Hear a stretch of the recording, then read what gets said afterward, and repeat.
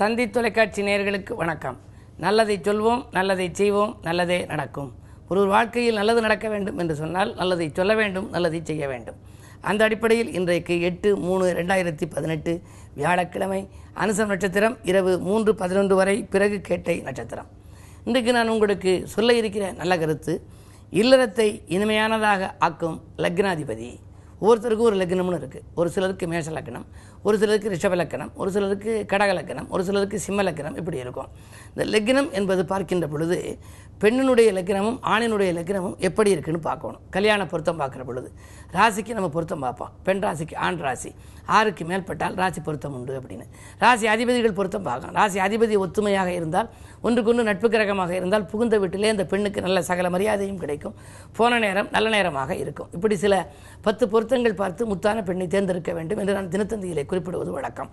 பொதுவாகவே திருத்தம் நிறைந்த பெண்ணாக இருந்தாலும் பொருத்தம் பார்த்து செய்தால்தான் வாழ்க்கையில் வருத்தம் இல்லாமல் இருக்கும் என்று அடிக்கடி நான் சொல்லுவது உண்டு. அந்த அடிப்படையில் பார்க்கிற பொழுது திருமண பொருத்தத்திலே பெண் லக்னத்திலிருந்து எண்ணி பார்த்தால் ஆணினுடைய லக்னம் 6வது 8வது லக்னமாக இருக்கக்கூடாது. சஷ்டாஷ்டம தோஷம் என்பார்கள். அப்படி இருந்தால் லக்னாதிபதி கொஞ்சம் நட்பு கிரகமாக இருக்குமேயானால் ஓரளவு சந்தோஷத்தடை வந்தாலும் கூட இடையிடையே நன்மைகள் கிடைக்கும். இருந்தாலும் சந்தோஷக்குறைவு ஏற்படும், சங்கடங்கள் அதிகரிக்கலாம். இப்படி இல்லாமல் இருக்க வேண்டும் என்று சொன்னால் எது சஷ்டாஷ்டம தோஷம் என்பதை நீங்கள் தெரிந்து கொள்ள வேண்டும். 6க்கு 8 வரக்கூடிய லக்னங்கள் எல்லாம் சஷ்டாஷ்டம தோஷம். மேஷ லக்னம் என்று இருந்தால், விருச்சிக லக்னமாக மாப்பிள்ளைக்கு இருந்தால் சஷ்டாஷ்டம தோஷம். பெண்ணுக்கு மேஷம், ஆணுக்கு விருச்சிகம் என்று இருந்தால் சஷ்டாஷ்டம தோஷம். பெண்ணுக்கு ரிஷபம், ஆணுக்கு தனுசு என்று இருந்தால் சஷ்டாஷ்டம தோஷம். பெண்ணுக்கு மிதுனம், ஆணுக்கு மகரம் என்று இருந்தால் சஷ்டாஷ்டம தோஷம். பெண்ணுக்கு கடகம், ஆணுக்கு கும்பம் என்று இருந்தால் சஷ்டாஷ்டம தோஷம். பெண்ணுக்கு சிம்மம், ஆணுக்கு மீனம் என்று இருந்தால் சஷ்டாஷ்டம தோஷம். அதே போல் பெண்ணுக்கு கன்னியா லக்னம், ஆண்களுக்கு மேஷ லக்னம் என்று இருந்தால் சஷ்டாஷ்டம தோஷம். பெண்ணுக்கு துலா லக்னம், ஆணுக்கு ரிஷப லக்னம் என்று இருந்தால் சஷ்டாஷ்டம தோஷம். இப்படி சஷ்டாஷ்டம தோஷம் இருக்கிறது என்று சொன்னால் அந்த ராசிநாதன் நட்பாக இருந்தால் பரிகாரங்களால் ஓரளவு பலன் கிடைக்கும். என்ன இருந்தாலும் அஷ்டசஷ்டமம், சஷ்டாஷ்டமம் போன்றவைகள் எல்லாம் நாம் ஜாதகத்தை சேர்க்கின்ற பொழுது அவர்களுக்கு ஒற்றுமை குறைவுகள் ஏற்படும். அப்படி சேர்க்க வேண்டும் என்று நிர்பந்தங்கள் வந்தால் ஏதேனும் நீங்கள் பரிகாரம் செய்யலாமா என்று கேட்பார்கள். ஆனால் சஷ்டாஷ்டம தோஷத்திற்கு எந்த பரிகாரங்களும் கிடையாது என்று சொல்வார்கள். பொதுவாக ஆரோக்கிய தொல்லைகள் அதிகரிக்கும். இப்படி சஷ்டாஷ்டம தோஷமாக செய்தால் தம்பதியர்களுக்குள் ஆரோக்கிய தொல்லை அதிகரிக்கும். குழந்தை பிறப்பிலே கொஞ்சம் தாமதங்கள் ஏற்படலாம். உத்தியோகத்தில் திடீரென இடமாற்றங்கள் வரலாம். மனக்கசப்பான தகவல்கள் அடிக்கடி வந்து கொண்டிருக்கும். எனவே 10 பொருத்தங்களில் முத்தான பொருத்தங்களை பார்த்து நீங்கள் தேர்ந்தெடுத்தால் வாழ்க்கை வளமாக இருக்கும் என்ற நல்ல கருத்தை தெரிவித்து இன்றைய ராசி பலன்களை இப்பொழுது உங்களுக்கு வழங்கப் போகின்றேன். மேசராசி நேயர்களே, இன்னல்கள் தீர இறைவனை பணிய வேண்டிய நாள் இந்த நாள். இதிலும் கூடுதல் கவனம் செலுத்துவது நல்லது. காரணம், உங்களுக்கு சந்திராஷ்டமம். அஷ்டமத்தில் சந்திரன் சஞ்சரிக்கின்ற பொழுது அமைதியை கடைபிடிக்க வேண்டும், பொறுமையை கடைபிடிக்க வேண்டும். திட்டமிட்ட காரியங்கள் திட்டமிட்டபடி நடைபெறுமா என்பது சந்தேகம்தான். விரயங்கள் கூடுதலாக இருக்கும். விழிப்புணர்ச்சியோடு இருந்தால் ஓரளவாவது உங்களுக்கு நன்மைகள் கிடைக்கலாம். ரிஷபராசி நேயர்களே, உங்களுக்கெல்லாம் குரு பார்வை இருக்கிறது. எனவே குழப்பங்களிலிருந்து நீங்கள் விடுபடுவீர்கள். குதூகலம் உருவாகும். பணவரவு திருப்திகரமாகவே இருக்கும். குடும்ப முன்னேற்றம் கருதி எடுத்த முயற்சிகளில் எல்லாம் வெற்றி உண்டு. பயணங்களாலும் உங்களுக்கு பலன் உண்டு.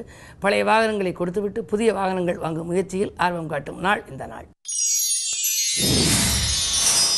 மிதுனராசி நேயர்களே, உங்களுக்கெல்லாம் குரு பார்வை 2ஆம் இடத்திலும் 12ஆம் இடத்திலும் பதிகிறது. எனவே வரவும் உண்டு, செலவும் உண்டு. தேவைக்கேற்ற பணம் வந்து கொண்டே இருக்கும். எனவே எந்த காரியத்தையும் நீங்கள் தொடங்குகின்ற பொழுது பணத்தை கையில் வைத்துக்கொண்டு தொடங்க இயலாது. காரியத்தை தொடங்கிவிட்டால் காசு பணப்புழக்கம் தானாகவே வந்து சேரும். உத்தியோகத்தில் நல்ல முன்னேற்றங்கள் உண்டு. உயர் அதிகாரிகளின் ஆதரவோடு நல்ல முன்னேற்றம் காணுகின்ற நாள் இந்த நாள். கடகராசி நேயர்களே, உங்களுக்கெல்லாம் கல்யாண கனவுகள் நனவாகும் நாள். வரன்கள் வாயில் தேடி வந்து விட்டு போகிறதுவே, வயது கூடிக்கொண்டு செல்கிறது என்றெல்லாம் கவலைப்பட்டவர்கள் இன்றைக்கு மகிழ்ச்சியடையும் விதத்திலே மன வாழ்க்கைக்கு ஒரு அறிகுறி தென்படப் போகின்றது. நல்ல வாய்ப்புகள் இல்லம் தேடி வரும். நடக்கும் காரியங்கள் நல்ல விதமாகவே நடக்கும். உறவினர்களின் ஒத்துழைப்பும் கிடைக்கும். விலகிச் சென்ற சொந்தங்கள் விரும்பி வந்து சேர்வார்கள். பணப்புழக்கம் நன்றாக இருக்கிறது. அது மட்டுமல்ல, தொழிலிலும் எதிர்பார்த்தபடியே முன்னேற்றங்கள் உண்டு. சிம்மராசி நேயர்களே, உங்களுக்கெல்லாம் இந்த நாள் ஒரு இனிய நாள். 4ஆம் இடத்திலே செவ்வாய், குருவோடு இணைந்து குரு மங்கள யோகத்தை உருவாக்குகிறார். குருவினுடைய அந்த பார்வை பதியும் இடம் அஷ்டமஸ்தானம். எனவே இழப்புகளை எல்லாம் ஈடு செய்ய ஒரு இனிய வாய்ப்பு வரப்போகிறது. பழைய தொழிலிலே இழப்பு ஏற்பட்டு விட்டது, புதிதாக ஏதேனும் தொழில் தொடங்கலாமா, அதற்கு பங்குதாரர்கள் சேருவார்களா என்றெல்லாம் நீங்கள் சிந்தித்துக் கொண்டிருந்தால் இன்றைக்கு புதிய பங்குதாரர்கள் இணைந்து பொருளாதாரத்தை பெருக்கிக் கொடுக்க முன் வருவார்கள். வாங்கல் கொடுக்கல்கள் ஒழுங்காகும். அரசியல்வாதிகளாக நீங்கள் இருந்தால் உங்களுக்கு ஒரு புதிய பொறுப்பு வரலாம். நல்ல பொறுப்புகள் உங்களுக்கு கிடைப்பதற்கான அறிகுறிகள் தென்படுகின்றன. கிரகங்கள் சாதகமாகவே விளங்குகின்றன. வியாழக்கிழமை என்பதால் குருவை வழிபடுவது நல்லது. கன்னிராசினியர்களே, உங்களுக்கெல்லாம் மனக்குழப்பம் நீங்கி மகிழ்ச்சி கூடுகின்ற நாள். இன்றைக்கு பணப்புழக்கமும் அதிகரிக்கும். பாதியில் இந்த பணி மீதியும் முடியும். புது சுக்கிர யோகம் இருப்பதால் உங்களுக்கு கல்யாண கனவுகள் நனவாகலாம். பெண்வெளி பிரச்சனைகள் அகலும். ஆடை ஆபரண சேர்க்கை உண்டு. தங்கம் வெள்ளி வாங்குவதில் இருந்த தடைகள் அகலும். இந்த நாள் மிக மிக இனிய நாள். துலாம் ராசினியர்களே, உங்களுக்கெல்லாம் நினைத்தது நிறைவேறும் நாள். நிகழ்கால தேவைகள் உங்களுக்கு பூர்த்தியாகும். அலைபேசியோடி தகவல் அதிகாலையிலேயே நல்லதை கொடுக்கலாம்.